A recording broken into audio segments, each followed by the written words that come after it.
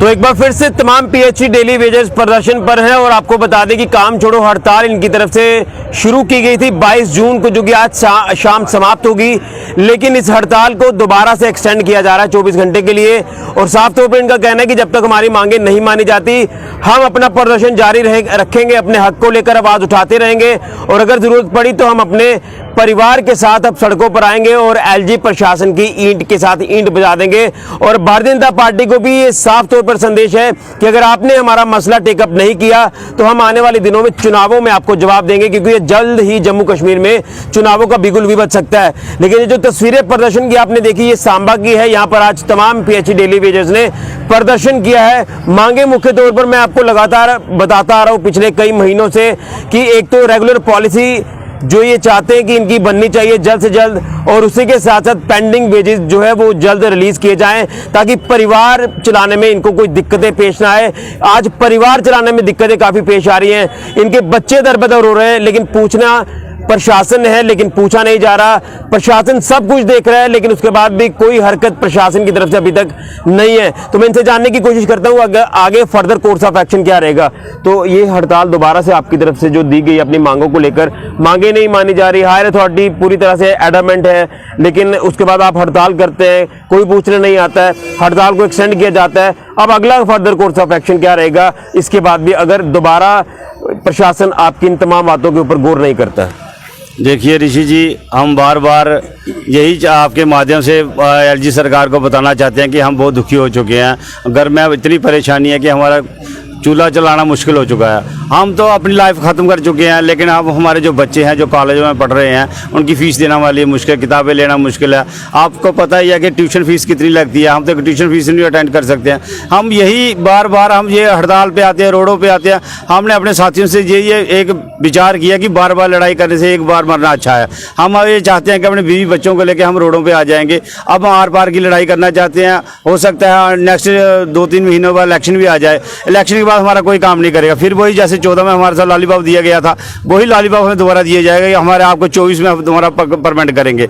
हम नहीं चाहते कि बार बार लॉलीपॉप देना। अभी अभी सरकार ने जो 75 रुपये का लॉलीपॉप दिया वो हमें मंजूर नहीं है। 9000 से क्या होता है, कुछ नहीं होता। लेकिन हम चाहते कम से कम मिनिमम वेज एक्ट जो अमित शाह जी जहाँ बोल के गए थे, जब मोदी जी की जहाँ पहली बार 2014 में रैली हुई तो उन्होंने बोला था कि जितने भी कार्ड या डेली भेज रहे हैं हम उनको परमानेंट करेंगे। लेकिन वो 8 साल हो गए, कोई परमानेंट हमें दिखाई नहीं, कोई परमानेंट हुआ। पीएचई का तो एक बंदा भी परमानेंट नहीं हुआ। हमारे जो साथी हैं बेचारे 60 साल पार कर चुके हैं, रिटायर हो गए हैं। कोई साथी कोई 6 महीने रह गए, उसके साल रह गया।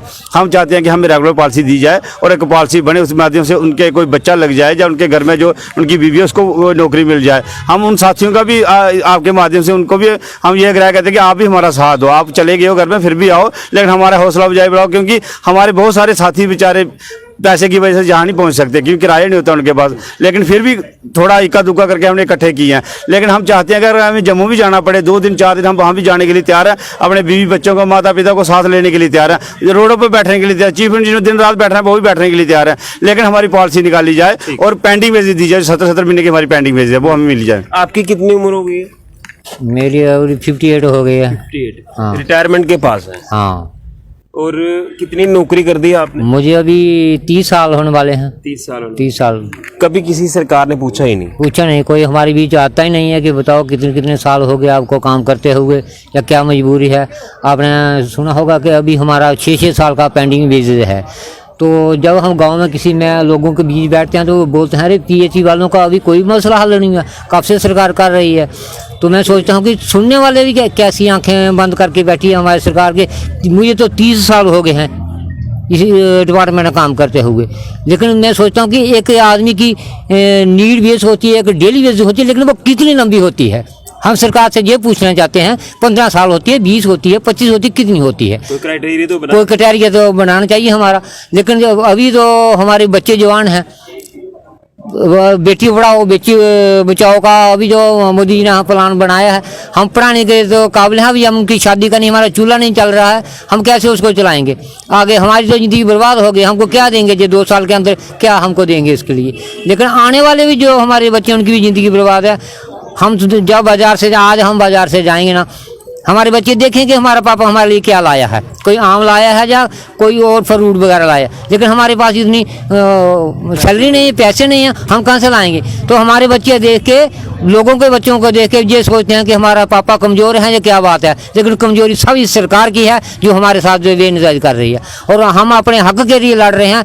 हम इनसे यही रिक्वेस्ट करना चाहते हैं कि कोई हद होती है किसी काम की, अब हम हद से गुजर गए हैं। बिल्कुल, ये 2 साल के आसपास इनका वक्त रह गया है रिटायरमेंट का, और रिटायरमेंट के बाद ये घर क्या लेकर जाएंगे, परिवार को किस तरह से चलाएंगे, ये एक बहुत बड़ा परेशानी का विषय इनके लिए बनता जा रहा है जैसे जैसे दिन कम होते जा रहे हैं। लेकिन अभी तक प्रशासन कोई भी इनकी बात के ऊपर गौर नहीं कर रहा। अगर पिछली सरकारों को भी देखें तो उन्होंने भी किसी तरह का कोई संज्ञान नहीं लिया। आपसे भी आखिर में जानना चाहता हूं, क्या लगता है अब अगला फर्दर कोर्स ऑफ एक्शन भी मैं आपसे जानने की कोशिश करूंगा, लेकिन परिवारों में कितनी दिक्कतें आने वाले दिनों में अगर जल्द संज्ञान नहीं लिया गया?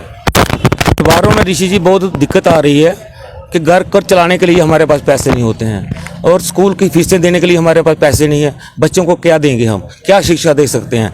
और मोदी को हम ये बताना चाहते हैं कि हमारा जल्दी से जल्दी मसला हल कर दीजिए, नहीं तो आने वाले वक्त में जो जम्मू में इलेक्शन आएगी आपका सुपड़ा साफ कर देंगे। ये हम आपको तय, ये बात हमारी तय है। और हमारे डेली वेजर एक डेली वेजर 10 वोटों का भी अगर वो खराब करेगा तो आप गिनती लगा लीजिए कि कितने वोट इनको पड़ेंगे, इनका सुपड़ा ही साफ कर देंगे। और रविंदर रैना को हम स्पष्ट संदेश देना चाहते हैं, आप दुबली पॉलिसी बंद कर दो, आने वाला वक्त आपके लिए बहुत बुरा होगा। और आने वाले समय में जो हमारी जो डेली वेजर है वो सड़क पर उतरेंगे, और ऐसे सड़क पर उतरेंगे हाहाकार मच जाएगा। ये हम बीजेपी वालों को संदेश देना चाहते हैं। बिल्कुल, ये तमाम आपने तस्वीरें देख ही ली प्रदर्शन की, और ये जो तमाम हजूम आप देख रहे हैं, ये तमाम पीएचई डेली वेजेस अपनी मांगों को लेकर यहाँ पर हड़ताल पर बैठे हुए हैं। और साफ तौर पर संदेश है कि अगर हमारी मांगों के ऊपर जल्द गौर नहीं किया गया तो ईंट से ईंट बजा दी जाएगी। और 61,000 जो डेली वेजर हैं, अगर एक डेली वेजर के परिवार से अगर 10 वोट हैं तो आप अंदाज़ा लगाइए कि अगर वोट खराब होने पर आ गई तो यहाँ पर तख्ता पलट जो वो कर दिया जाएगा। ये बीजेपी को साफ तौर पर चेतावनी दी जा रही है कि हमारी बातों के ऊपर अभी भी गौर किया जाए, कहीं ऐसा ना हो कि जो चुनाव होंगे जम्मू कश्मीर में उसमें भारतीय जनता पार्टी को यहाँ पर जो जवाब मिलने वाला उसके लिए भारतीय जनता पार्टी तैयार रहे। और एलजी एडमिनिस्ट्रेशन को लगातार चेताया जा रहा है कि हमारी मांगों के ऊपर गौर किया जाए, परमानेंट पॉलिसी बनाई जाए, तमाम पेंडिंग वेजेस को रिलीज किया जाए और मिनिमम वेजेस एक्ट को लागू किया जाए। ये मांगों को लेकर लगातार पिछले कई सालों से हम देखते आ रहे हैं कि ये डेली वेजेस सड़कों पर हैं, लेकिन लगातार अभी भी सड़कों पर हैं क्योंकि इनका मसला ही हल नहीं हो रहा। और अब आखिर जो इनकी तरफ से स्टेप लिया जाएगा वो यही है कि ये सड़कों पर उतरेंगे अपने परिवारों के साथ, और यहाँ प्रशासन के खिलाफ जबरदस्त प्रदर्शन हमें देखने को मिल सकता है अगर प्रशासन ने इन तमाम डेली वेजेस की बातों के ऊपर गौर नहीं किया। फिलहाल के लिए कैमरामैन राहुल के साथ ऋषि खजूरिया, गुलिस्तान न्यूज़ के लिए।